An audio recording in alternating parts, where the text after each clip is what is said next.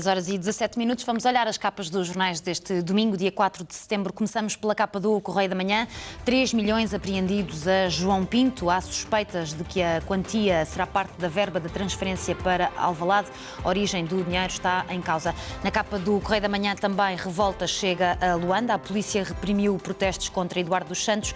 Câmaras de filmar e máquinas fotográficas foram partidas. Nem a RTP escapou. No topo ainda da capa do Correio da Manhã, destaque para diretor de banco confessa pedofilia, é do Porto e violou filha adotiva dos 7 aos 14 anos. Filmava abusos sexuais, confirmou tudo em tribunal.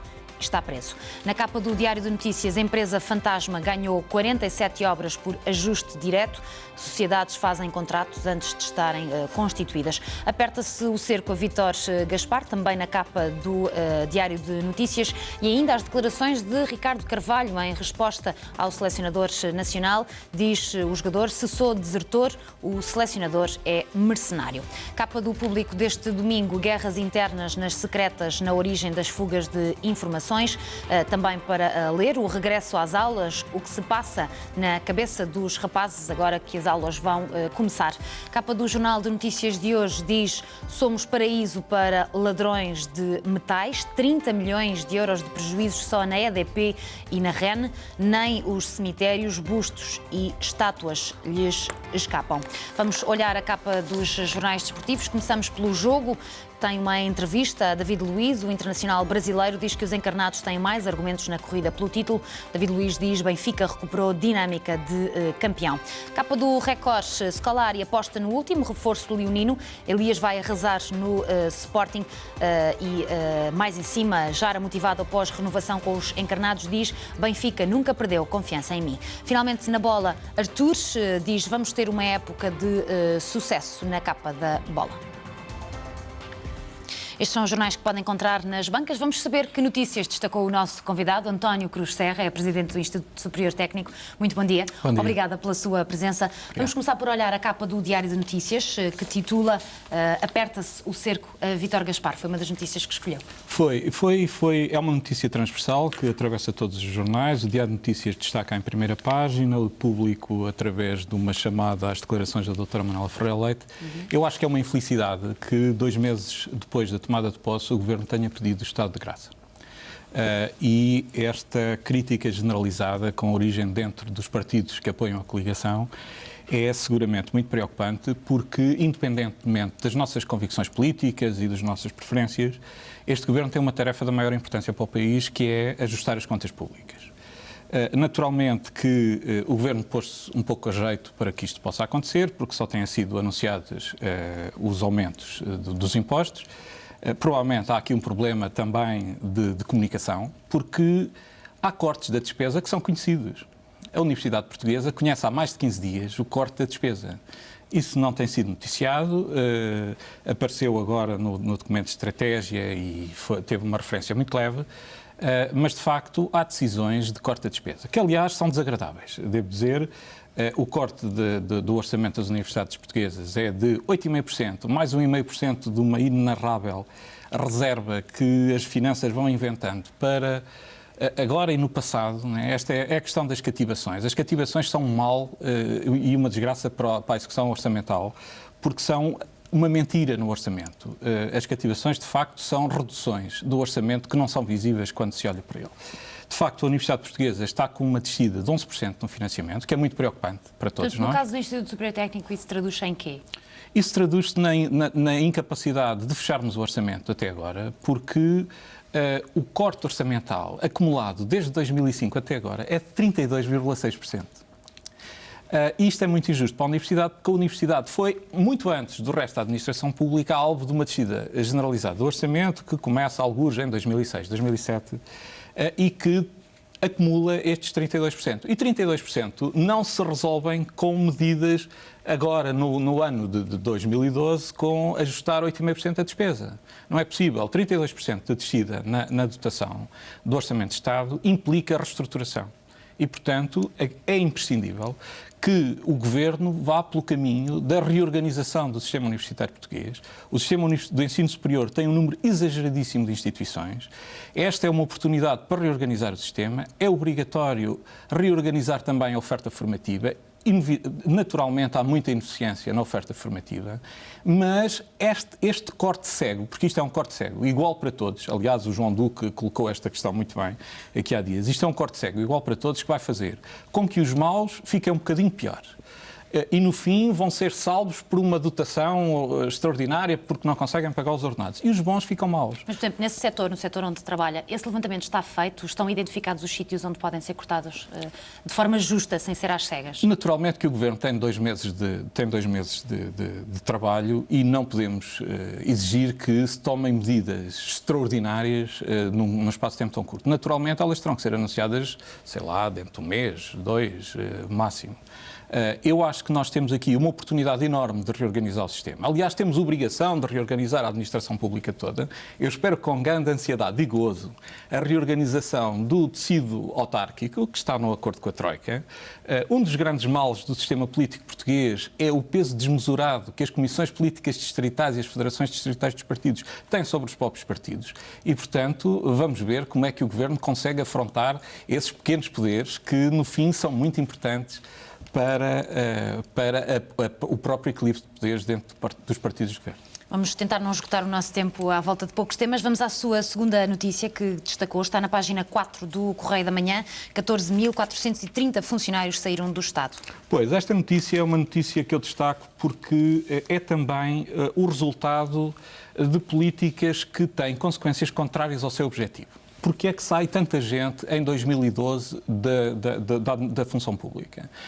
Bom, sai porque o Governo tomou uma medida de reduzir 10% dos vencimentos a partir de um dado patamar, de reduzir até a partir dos 1.500 euros também os vencimentos e, portanto, não tomou medida equivalente nas reformas. E, portanto, a consequência disto é que as pessoas tendem a tomar contramedidas que, no fim, vão ser prejudiciais. Porque, repare, estes 14.430 funcionários são pessoas que vão continuar a ser pagas pela Caixa Geral de Aposentações. E, portanto, isto não é despesa pública que acaba. Pelo contrário, eu dou-lhe um exemplo. No técnico há 31 professores que pediram a reforma este ano e a razão foi esta, não foi outra. Dentro destes professores há gente muito qualificada que é uma desgraça que venhamos a perder. E o nosso ritmo de substituição é muito lento, até pelas dificuldades orçamentais. Não é? O técnico tem cerca de 800 professores, está a trabalhar com mais de 100 professores abaixo do rácio teórico que a lei impunha. Portanto, nós temos vindo a ajustar às descidas orçamentais o número de professores e estamos a substituir basicamente por cada 3 pessoas que saem, A razão de ser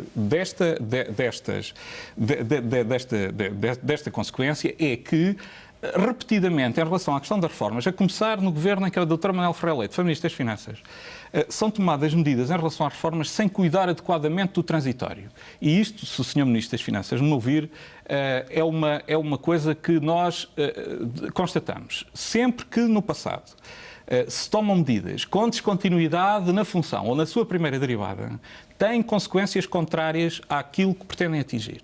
Nós não podemos ter descontinuidades em medidas destas, como vamos ter descontinuidades numa medida que está a ser anunciada, que é a questão das deduções fiscais acabarem para os rendimentos mais altos e acabarem a partir de um determinado escalão. Eu recomendava vivamente, por um lado, que as deduções relativamente às despesas de saúde não se efetuassem, porque eu acho que isso é uma desgraça para o nosso modelo social, mas não começaria com elas em descontinuidade.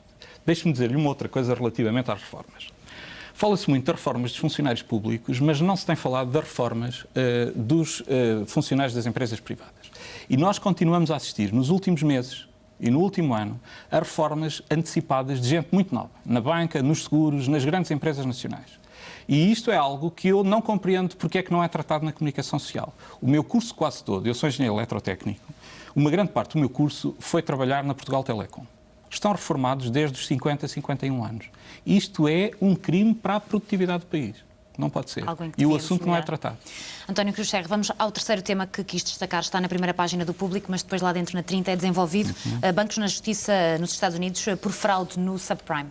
Pois, eu em relação a esta notícia queria fazer uma referência muito breve, mas não resisto a dizer que será que já nos esquecemos que é aqui que está a origem de toda a crise económica e financeira internacional em que vivemos. Destacando também as palavras recentes do Dr. Mário Soares, agora na Universidade de Verão, do PSD, eu diria que nós temos que regular, os mercados têm que funcionar, mas temos que regular os mercados financeiros, o sistema bancário, porque muito do que está a acontecer, nomeadamente com a especulação em retorno da dívida soberana, quer de Portugal, da Grécia, da Irlanda, da Itália, da Espanha, etc., tem a ver com a falta de política a nível europeu. E nós precisamos de mais política e precisamos de regulação desta desgraça deste setor. Vamos ao seu quarto tema. Empresas fantasmas ganharam 47 obras por ajuste direto. É uma notícia que vai no DN. Pois, eu em relação a este assunto concreto, não sei e, portanto, não vou pronunciar. Mas há uma coisa que eu gostava de dizer. E nós, como somos uma instituição com um orçamento muito grande, fazemos muita despesa e, portanto, temos know-how destas questões. Muitas vezes é inevitável recorrer ao ajuste direto e, às vezes, é seguramente a melhor solução. Deve-se evitar recorrer ao ajuste direto, nomeadamente em aquisições que tenham dimensão, naturalmente. É desejável que tenhamos sempre concurso com um conjunto de concorrentes razoável, mas o problema é outro. Eu peço desculpa. O que é preciso é penalizar o enriquecimento ilícito e combater a corrupção. E isto é uma coisa que a nossa Assembleia da República adia há demasiados anos. O problema que está por trás desta notícia, o problema principal, é o problema do enriquecimento ilícito. Se combatermos o enriquecimento ilícito, seguramente que estas notícias não nos incomodarão tanto. Vamos olhar o público, António Cruz Serra, porque conta-nos que o Chile é o destino de empresas inovadoras. Pois, esta notícia é uma notícia que eu gostaria de realçar por uma simples razão. Nós estamos no meio de um vendaval e de uma situação muito cruel de aumento de impostos, de diminuição de regalias sociais, etc. Mas nós temos que sair desta crise, aumentar a produção, aumentar as exportações, produzir produtos de valores acrescentados. E um papel fundamental está reservado às startups das universidades, às novas empresas. Claro que eu não acho nada que as startups devam ir para o Chile, devem ficar cá, criar emprego cá.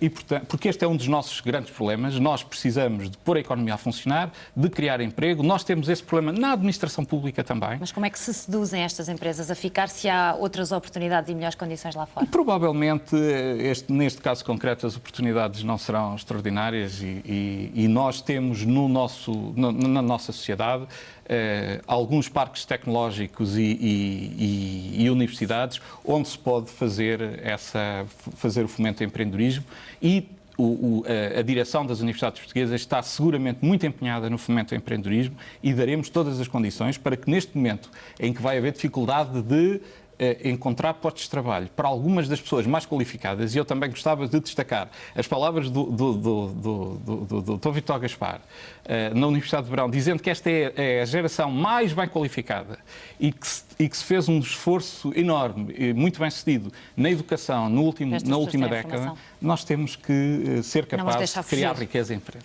António Cruz Serra, um minuto para terminarmos o seu último tema. Mais uma vez voltamos a falar de gastos, mas desta vez nos clubes portugueses de futebol. Pois, esta é uma notícia que está no Correio da Manhã, está também na bola, no artigo do Seara. E aquilo que eu queria dizer é que, aparentemente, os clubes portugueses gastaram 126 milhões de euros no mercado de transferências. Eu acho obsceno, no período que estamos a viver, que tenha havido uma subida de 20 e tal %. É obsceno também o valor que foi gasto no campeonato inglês e eu não compreendo que, nesta situação, tenhamos um regime fiscal de favor para este setor. António Cruz Serra, terminamos então a nossa conversa. Muito obrigada. Bom resto de domingo. Muito obrigado. Nós ficamos por aqui neste Jornal das 10. Voltamos à hora certa para atualizar toda a informação. Volte connosco. Até já.